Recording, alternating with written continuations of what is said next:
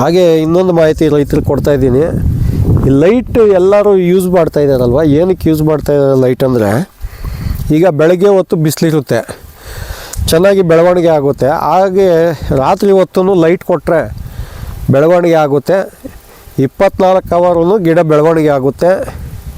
ಈ ಕೋಲ್ಡ್ ಸೀಸನ್ಗೆ ಗಿಡ ಬೆಳವಣಿಗೆ ಆಗೋದಿಲ್ಲ, ಅದಕ್ಕೆ ಲೈಟ್ ಕೊಡ್ತಾ ಇದ್ದಾರೆ. ರೈತರು 8 ಗಂಟೆ ರಾತ್ರಿ ಸ್ಟಾರ್ಟ್ ಮಾಡಿದ್ರೆ ಬೆಳಗ್ಗೆ 5 ಗಂಟೆಗೆಲ್ಲ ಆಫ್ ಮಾಡ್ತಾರೆ. ಅದರಿಂದ ರೈತರು ಈ ಲೈಟನ್ನು ಉಪಯೋಗ ಕೂಡ ತುಂಬ ಚೆನ್ನಾಗಿ ಮಾಡ್ಕೊಳ್ಳಿ. ಇದು ಹೊಸ ಟೆಕ್ನಾಲಜಿನ ಉಪಯೋಗಿಸ್ಕೊಬೇಕು ರೈತರು ಅಂತ ನಾನು ಈ ವಿಡಿಯೋ ಮುಖಾಂತರ ಹೇಳ್ತೀನಿ. ಹಾಗೆ ಬರೋ ವಾರ ಇದೇ ತೋಟಕ್ಕೆ ಬಂದು ಇದೇ ಜಾಗದಲ್ಲೇ ವಿಡಿಯೋ ಮಾಡಿ ತೋರಿಸ್ತೀನಿ ಏನೇನು ಬೆಳವಣಿಗೆ ಆಗಿದೆ ಅಂತ.